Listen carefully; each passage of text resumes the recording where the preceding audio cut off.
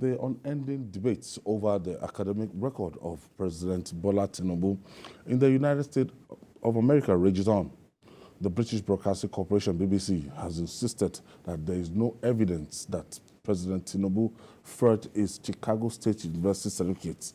In a letter signed by the BBC compliant team and addressed to its audience member, the media outfit said it stands by its findings despite complaints forwarded to it by certain individuals. I think people are very desperate on this. One of the aides of the former vice president actually accused one of those people that actually did the investigation.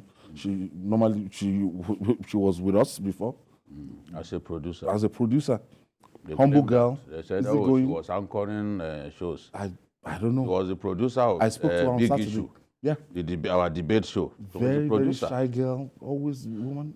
Always. Does it mean that if I leave, do you know how many former TVC staff arise, for example? Can you count how many of them on your fingertips? What will now be the nexus between? So what is their, as far as they are concerned, they are doing a job. TVC is water under the bridge.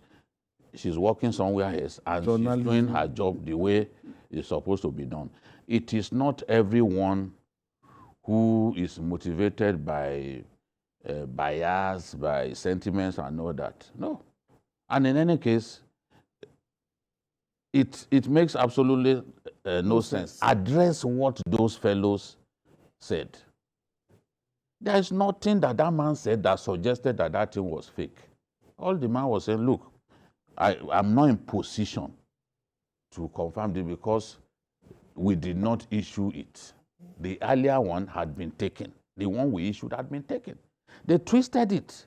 After waiting for almost 48 hours, looking for what to say, they twisted it and now came up with this. But the BBC, they thought that they could intimidate the BBC the way they intimidate other outfits. And the BBC said, well, we stand by our story. Yeah. That's how any responsible... Intimidation does not solve this problem. Doesn't work. The other day, somebody was speaking with a pastor. He was speaking with a pastor, trying to turn an election into religious warfare. And at the end of the day, you said no, it didn't happen. I will go to court. Somebody who knows nothing about technology even said, oh, that from the way it sounded, you would know that this thing was faked. I was looking at him with the Ekitiman's I said, what is this one saying? You know nothing about this matter. At the end of the day, the man who boasted that he will go to court, he has not found the courage to go to court because he knows. Showore came out and said, you are a liar. You are a practiced liar. Yeah. You did this thing. You cannot go to court. Go back, because the internet doesn't lie. It's always there. Evidence is always there. Showore said, you are a liar. You had this conversation. You cannot go to court. So I was waiting. I said, okay, let me see whether this person will put a lie to what Showore said. He didn't find the courage to go to court. That's the way you know that, indeed, nobody faked that thing. But they led many Nigerians to believe that it was faked. Till now. Most people, it's unfortunate. Most people, that is what they've chosen to believe. Yeah, no, you see, they are not interested just because of the animosity. No, they are looking for validation. It is the unfortunate situation that we find ourselves in our country now. People make up their minds. Whether something is true or not, they make up their minds not to believe. It's irrelevant. They just want validation. You know, they make up their minds. Even when the Mr. Martin happened, some were even still saying that, oh, perhaps they forced her. When you can see forgery, kuro, my own son sat for the same exam. I brought samples of the result sheet. Yet they were still saying, no, maybe they forced her. Maybe they tried to even ethnicize that is the attitude now. And I don't know what has come over Nigerians. Let's condemn crime. What is our business with where the criminal comes from? So it's not a competition. Oh, that person is Igbo. The person who did this is, oh, it's Yoruba. Well, what is bad is bad. Crime is crime. Condemn it. We don't want to know whether it's the Fulani man who is kidnapping people in the north. Yes, your black people will say, Condemn oh, the crime. die. What is... Condemn the crime. It's not good. It's not good. We must not be in competition over that. Okay, I'm happy it's not from my area that this person comes from. Oh, crime. There were many people who went to the east. We have bad eggs everywhere. During Christmas, and they didn't come back. The criminals who took their lives, who kidnapped them, asked for ransom and still took their lives, they are Nigerians. It is the crime that they've committed that we should condemn. Okay. Crime does not know ethnicity. It does not know religion. Jide, let's quickly take this, brother. When we come back, we'll talk more. Thank you for staying with us. If you're just joining us, this is Journalist Hangout. Big you. I mean, GKB, when you look at, a lot of Nigerians can't wait for the Supreme Court to just finish this last leg of it and actually make a pronouncement. That's the legal aspects. The particular problem that we face will continue for the next 8 years, as the case may be. Because remember that the Buhari thing did not go away for 8 years. Don't expect this thing to go anywhere. Out of that hatred for former President Buhari, a lot of people accepted the fact that that man is this person from Sudan. Because he died, he's dead and buried. No, because you hate him. Dead and cloned. Till he left that office, a lot of people. Earlobes, nose adjustments, lots of things that we saw. They just believe that because I hate you, I want you dead. So those who are handling the media for the president Those people don't die early. They should know that. Former President Buhari now. It's so fresh. No, once you get over that particular, I think it's not important to go. Because two things is happening.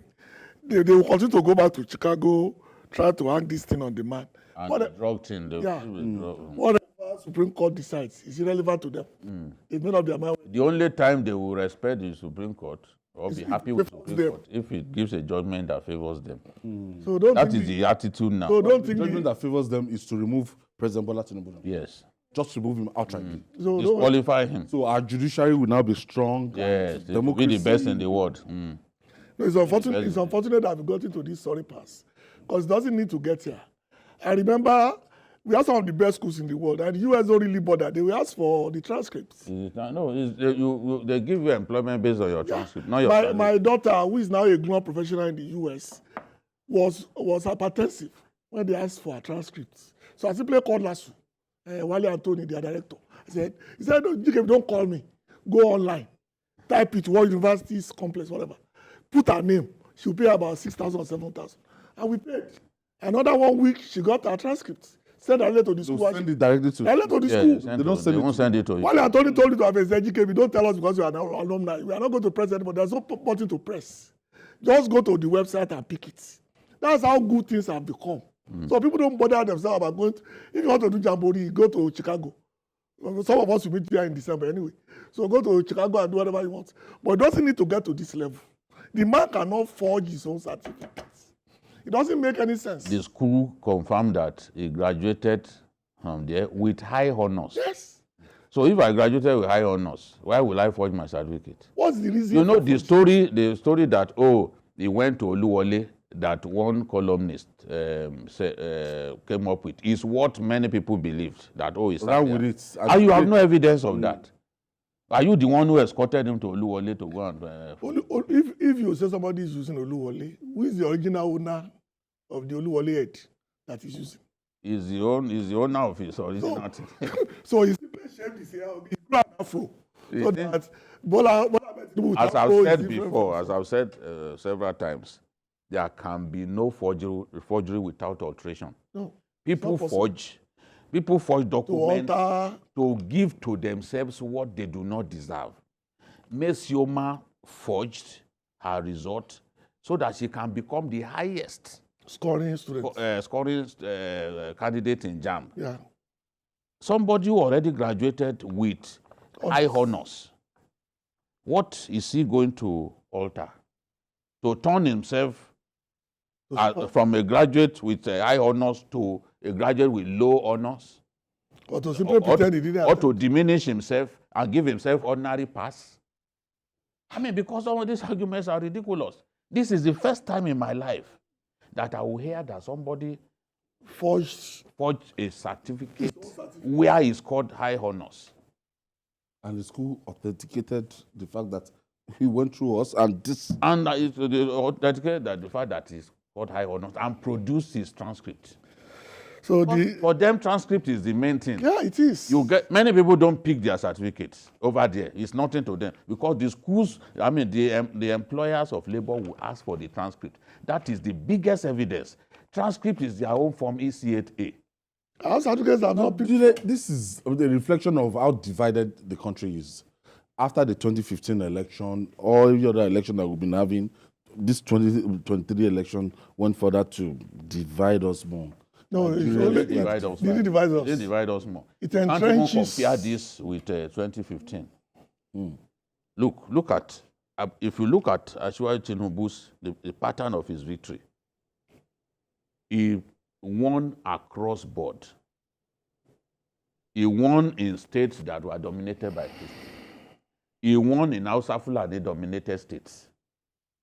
I can give you states where predominant a state like Benue, for example. Benue can be less than 98% Christian. I didn't expect him to win Benue. He won Benue. Well, he won Benue with the support of Father Isaac. Alia and others.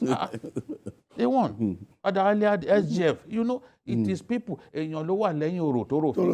is people who make people win elections. You can't have what Father Alia, the popularity of Father Alia at that time. Whoever he backed will win an election. And then you still had the SGF. And it's on record, the Labour Party presidential candidate. And the poor performance of the ruling party in the state.